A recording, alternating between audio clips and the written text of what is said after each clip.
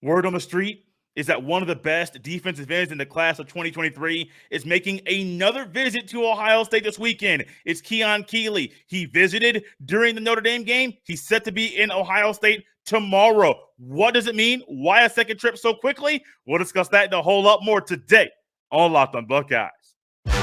You are Locked on Buckeyes, your daily podcast on the Ohio State Buckeyes. Part of the Locked on Podcast Network. Your team every day.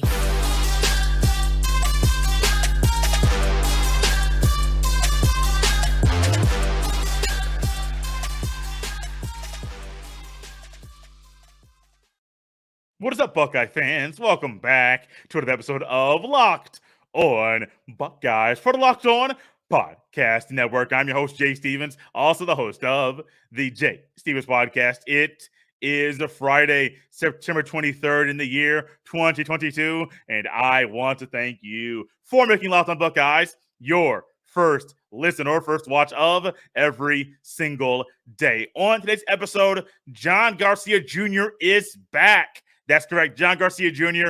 is the director of football recruiting at Sports Illustrated and Locked On's football recruiting insider. John gives us an update on his life, a big life update with John. And also we discuss what happened during the major recruiting weekend Ohio State had when the Buckeyes played Notre Dame week one of the college football season. We also get an update on the recruiting of Keon Keeley, Damon Wilson, and Matayo Uiagalelei. You don't want to miss this fun recruiting update with John.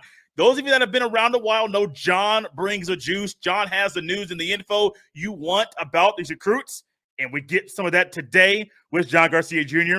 of Sports Illustrated. And as we welcome in John Garcia Jr., I'd like to thank LinkedIn Jobs for being the official college football recruiting sponsor across the Locked on College Network. LinkedIn Jobs helps you find the candidates you want to talk to faster. Post your job for free at linkedin.com/LockedOnCollege. Terms and conditions apply. Many of you that have been around Locked on Buckeyes for a while, especially in the offseason, we've gotten acquainted with John Garcia Jr. of Sports Illustrated. He is their director of football recruiting. But John's been away for quite a bit, and it's been for a good reason. John just welcomed his first child into the world. Before we get to football and anything else, John, congratulations publicly on the show because this is a big thing. First kid, welcoming him into the world, that's huge, man. Yeah, I appreciate it, Jay. Yeah, it's been a heck of a few weeks, but everybody's good. Mom's good, baby's good. So I'm blessed. I'm very lucky, and I'm excited. Obviously, a whole new challenge and a different way to approach each day for sure. I appreciate the shout. No problem. My brother actually welcomed his first child into the world, and one of the first things that he said was discussing the sleep schedule and the adjustment, the huge adjustment that it is there. He said that there were times that his wife had to wake him up for his own duties, that maybe he was oversleeping. Just it's new. Things are new. So I'm sure it's a challenge for you in these first couple of weeks, getting used to not just you and I think it's your fiance, but also taking care of a little one as well.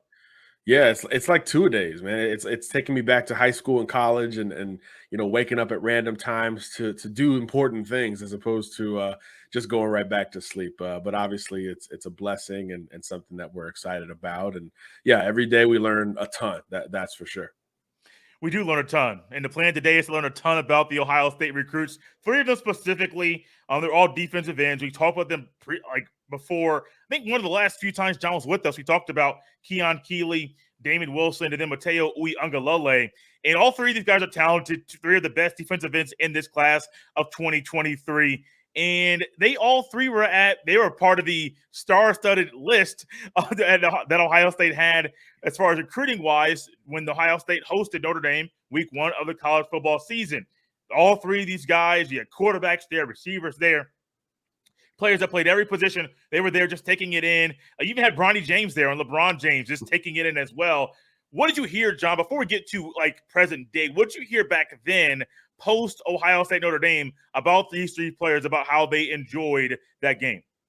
Well, it was unprecedented, right? It was I think even still now almost a month later, that was the most star-studded visitor list any school has had to date in the 2022 season. And it wasn't just in the class of 23. As you mentioned, a lot of 24 recruits were there.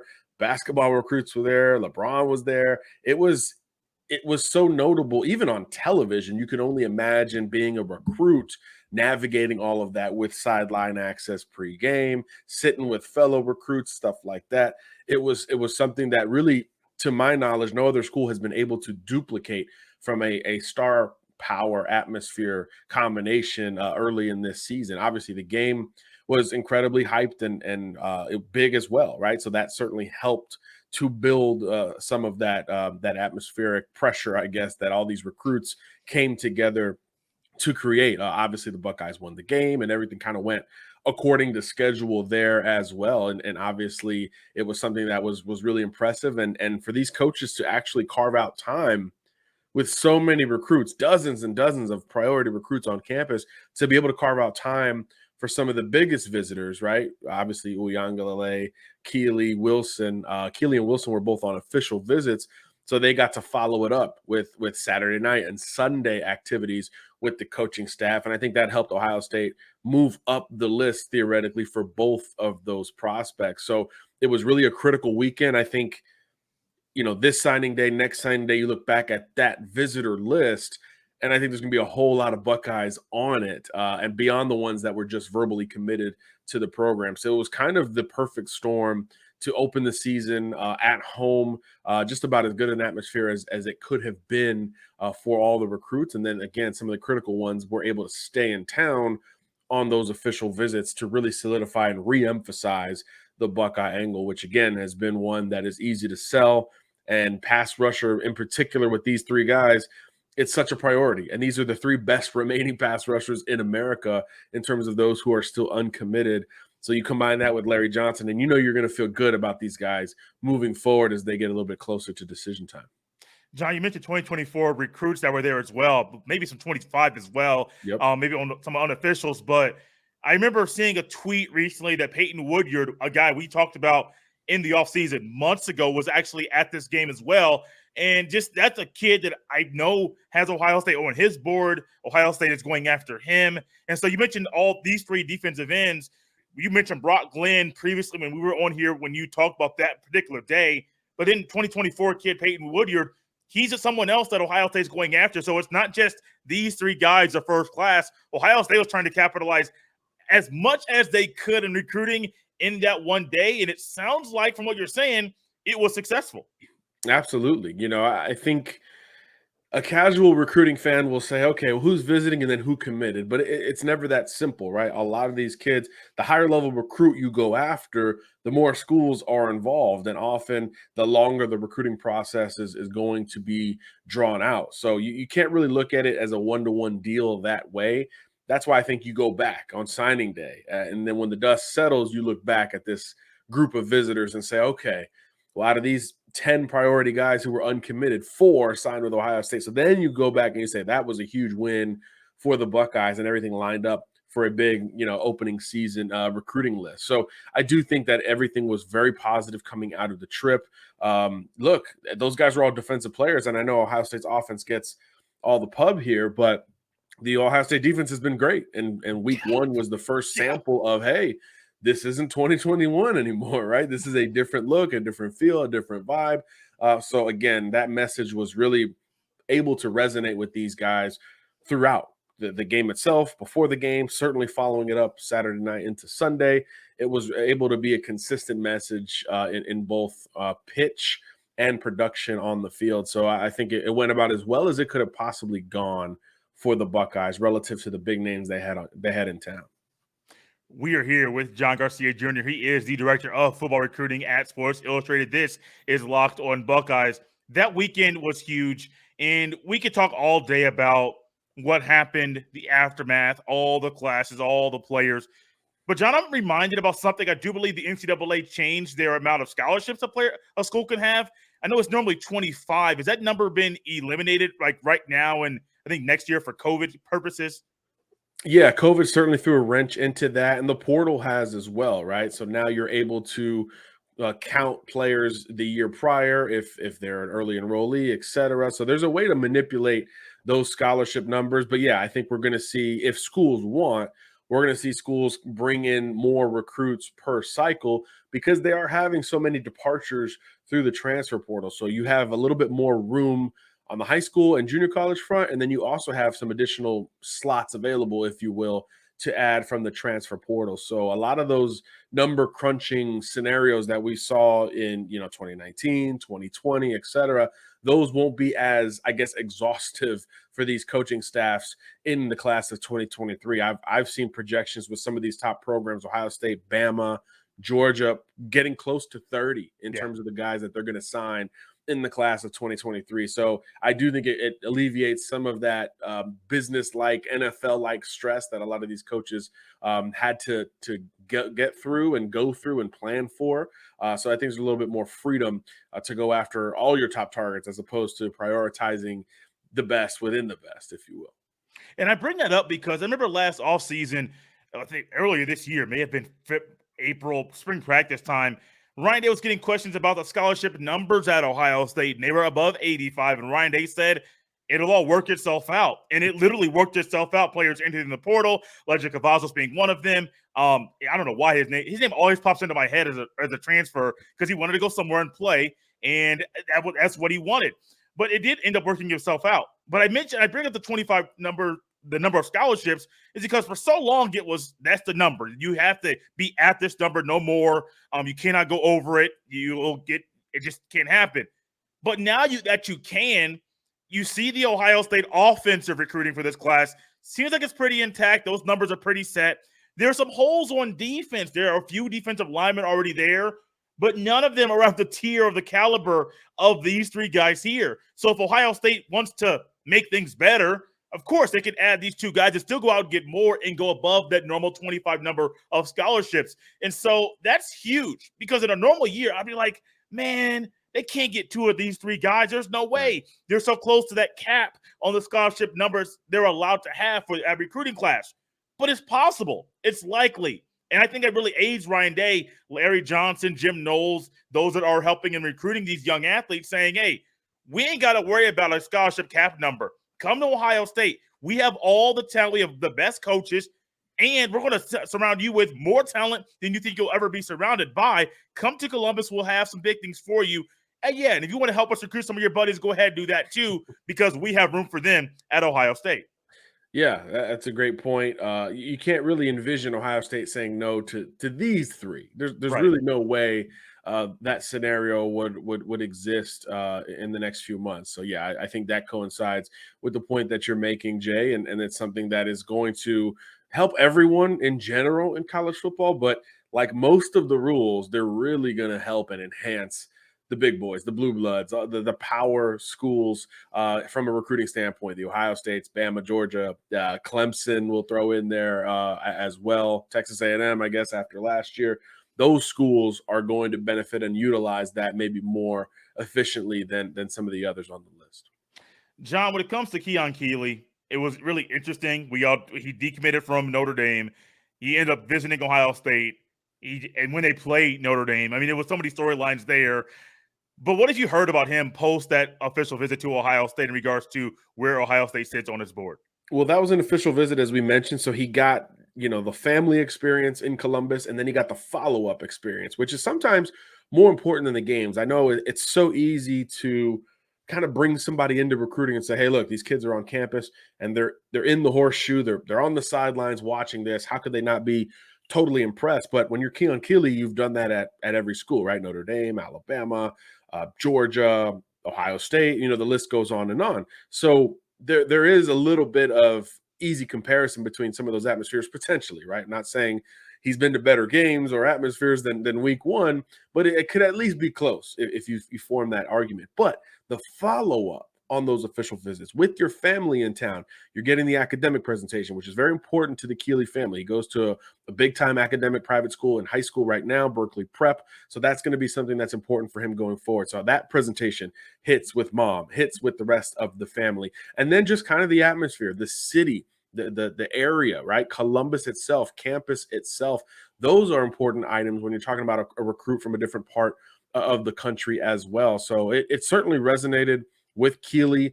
I think going into that visit, Jay, we talked about Bama probably being a slight leader, and then Ohio State and Florida like juggling thereafter for maybe number 2. But I think following that trip, there's a little bit more confidence that Ohio State is the top threat singularly to the Alabama Crimson Tide following that decommitment. And now it's kind of confirmed from a tangible perspective, because now Keeley is talking about being back up at Ohio State this weekend for the Wisconsin game. And this is totally different, right? The Ohio State official visit, Ohio State's dime, Ohio State's checkbook, right? The flights, the hotels, the meals, the whole deal.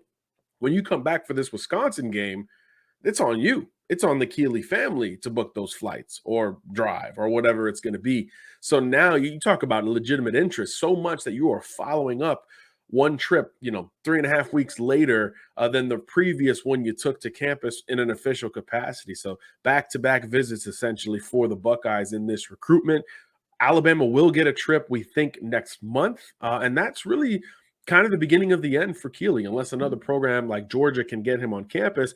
It really will feel like a Bama Ohio State kind of deal, with Florida as kind of the in-state dark horse in this recruitment. So I think things are trending very much in the right direction for Keeley. I think the other guys, Uiagalelei, Wilson, bit more of a longer play, more contenders in the mix for those guys. So more of a TBD status, although you feel pretty good about Uiagalelei comparatively.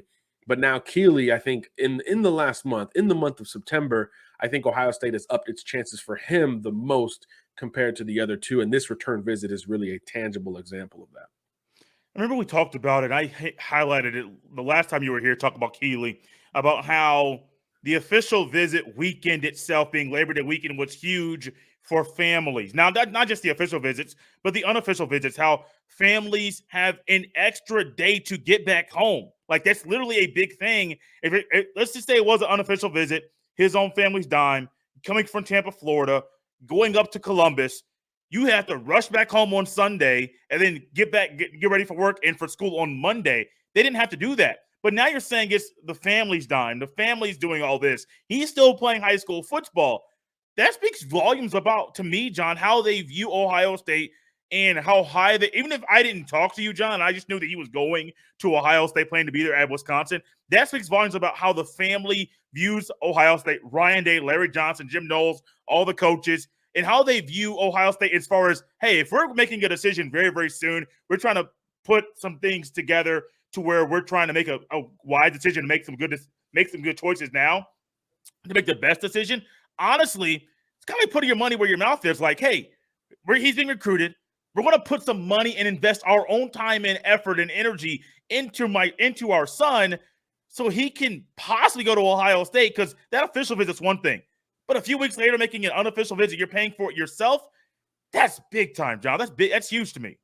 Yeah, there's no doubt, Jay. And I think this is what kind of confirms the thought of Ohio State being right there with Alabama in this conversation, right? So it's more time with Day, more time with Knowles, more time with Larry Johnson. And maybe there's a couple questions that are still to be answered from the family perspective, right? Maybe something about the dorms or something about, the nutritional facilities or whatever it is. So, I think that is a great situation. And as far as I can tell right now, I was checking this morning, the family's going to go as well. I don't know if it's the whole group or the same group that went on the official visit, but Keeley's not just, boarding a flight by himself from Tampa International. More of the Keeleys are going to head up. So I think that is huge information in this weekend visitor, feel for Ohio State. Again, you kind of you've lined up all the chips for Uiagalelei. Wilson, again, he's the least traveled of the three, maybe taking the longest in this recruitment. So you certainly helped yourself with that official visit, but there's a lot of unknown with Wilson. But with Keeley, this tangible information, back-to-back trips in 3 weeks. And again, the second one on your own dime, I think says so much about the Ohio State angle, about his priority status within the Ohio State recruiting department. And obviously he and or his family's interest in the Buckeyes in needing to follow it up. Because when you think about it, it can't be about the game and about football, right? It's got to be about something beyond that, something personnel-wise. And you think of all the DNs that they're recruiting. You think of Knowles being new to the coaching staff this year. Perhaps there's just some desire to spend a little bit more time with some of these guys. So I think all of that lines up really well for the Buckeyes, and it becomes another one of these super high profile battles, right? Bama versus Ohio State versus Bama on the trail. We see it every single year with great prospects. Both teams have done it already this year with victories on their side of the coin. So this could be one of the final battles, if you will, between these two programs. So sign me up for those every time, right? They're dramatic, they're fun, and they really do kind of push perception, right? If Ohio State wins this race, you feel better about their chances at a top class overall. The defensive class feels a lot better, and you're addressing the biggest need to me remaining on the commitment list, which is that pass rusher position. But luckily for OSU, there's a lot of elite guys available at that spot. So even if you get one or even two of these three, you feel really good about the end of the cycle. John, a couple more things here for you. I remember back in 2020, I do believe, maybe it was 2021, forget the exact year, JT Tuimoloau ended up canceling, I believe, a visit to Alabama. Yep. And this is after he took his visit to Ohio State. You have been on the record numerous times saying getting that last visit is key. And it's important if you get that last visit, revisit his history, remember the last thing you saw, all those things. But this could be a very similar situation. Keeley already took an official, going to take an unofficial to Ohio State. So two trips very close together within the first 4 weeks of this college football season. An Alabama trip you're saying might come next month. Is there a possibility that thought might be canceled and where he says no trip to Alabama after visiting Ohio State twice? I mean, it's certainly possible, right? It's not something I would probably bet on at this point. But look, he's been to Tuscaloosa a couple times. I think most recently he was in town there right before the Notre Dame decommitment. A lot of people point to that visit as kind of the catalyst for him opening the process back up, in addition to Notre Dame's kind of archaic no visit policy that they're trying to build up in South Bend. So I think there's clear interest in Alabama. And he's been there. So, again, is it a scenario where, hey, I got all my questions answered on that trip. I know what I'm getting in Tuscaloosa, and now I'm going to figure out what I'm getting in Columbus, and we'll just go into decision mode after that? Certainly possible. But I do think since that was an unofficial visit to Tuscaloosa, I do think the possibility of an official there, even if Ohio State surges to the lead in the next 24 hours, just with a high academic type of kid like this, you understand that he's probably going to be thorough, especially having been committed to Notre Dame for so long. I would imagine he takes that trip because it's an official visit, especially. And this becomes kind of this Ryan Day, Nick Saban showdown that recruiting is great to present us with one more time. So I do think he takes the trip, but you never know. Maybe there's only one or two questions left to answer in Columbus, and the crew gets it done this weekend, and maybe the Keeleys are done with the process. But again, given how elite he is and given how thorough he appears to be just as a kid, I would imagine he does take that Bama trip. And then, John, Matayo Uiagalelei, a guy who you said is similar profile as JT Tuimoloau, a guy who Ohio State fans are getting acquainted with and probably love his play so far this year. Yeah, you might want a few more sacks and a few more TFLs, but he's played phenomenal football this year so far. But Matayo's one of those players that I don't think will stay out west, will not stay in California. I recently actually saw a report saying that he's planning on – there's a good chance he does not stay home being over there in California. Are you hearing the same thing where there's a good possibility of him not staying in Cali when he decides and it's time for him to play college football? Yeah, I think Ohio State has always intrigued him. I think – the pipeline that Ohio State has built, not only at the pass rusher position, but with Polynesian players, has really resonated with he and his family. That's basically confirmed at this point. And look, they are, his older brother went across the country for college football, so it's not unprecedented within the family to pack up and head east or towards a different time zone. So I do think, certainly, if he leaves the Pac-12 footprint, because Oregon's in there as well as USC, if he leaves the Pac-12 footprint, I've felt like this for 6 months, Ohio State is in the best shape to pull him away from that Pac-12 footprint. If he stays within it, USC, which is the hometown school, and Oregon certainly appear like they're in the best position. Clemson is still in the conversation. Alabama still in the conversation. We just don't hear as much traction with those two programs. So if he's headed east, I think he's probably a Buckeye. If he stays home, it'll be kind of a top of the Pac-12 battle between the Trojans and the Ducks, with the Trojans being a hyper-local school. He's a SoCal kid. But again, well-traveled, family's already done it with success. Dad did it with success in a different industry. It is something that is a bit of a trend in the Uiagalelei household. So you certainly wouldn't be surprised. And again, that's part of the reason why I think between the three pass rushers we're talking about, it's still Uiagalelei as the most likely of the three. Doesn't mean you're not getting the other guys, but I think as we sit, early in this season, he does still seem like the most likely addition to this Buckeye class. One more question just popped into my head. You said that he's probably the most likely. That's Mateo. Do you think we'll get an announcement or a decision from him coming up, let's say, by the end of the regular season? So, like at the end of November, do you think he could announce where he'll play college football between now and then? Yeah, I think that could be kind of the sweet spot for all three of these guys, right? Early signing day, I actually looked it up this morning. It's December 14th this year. Okay. So between Thanksgiving and that day, that 2-week stretch is going to be commitment heaven, right? We're going to get a lot of big time recruits coming off the board.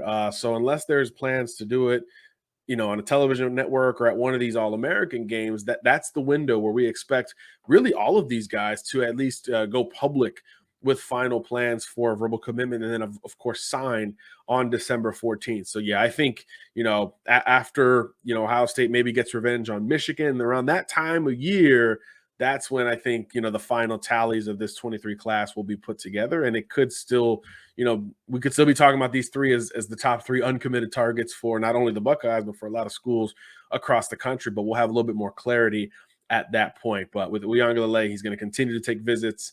He's going to continue to gather these college experiences because it's what he's done for 4 years, right? So I think it's a totally different recruitment than Keeley or Wilson, where it's like every visit you're like, whoa, this school's in it. This school's trending up. It's not quite the same for Uiagalelei, but it doesn't detract from Ohio State's likelihood of grabbing him on the commitment list one day. John, it's good to have you back. Good to be back with you. Congrats on the birth of your first child. If you could let us know what listeners know where they can follow you on Twitter, and if they want to catch up with you on the recruiting trail and things you're doing, where can they find some of that stuff as well? Yeah, our coverage is still at si.com/college, and you can holler at me on Twitter, John Garcia _JR. And guys, you can follow me on Twitter at jsteven07. Glad to have John back. The Buckeyes will be in the Horseshoe facing Wisconsin. Keon Keeley will be there. An unofficial visit, as John mentioned, on his family's dime, which is huge. Putting your money in your child investing is huge. So I look forward to getting a report from John after this weekend. And I look forward to watching Ohio State really take care of the Badgers on Saturday night.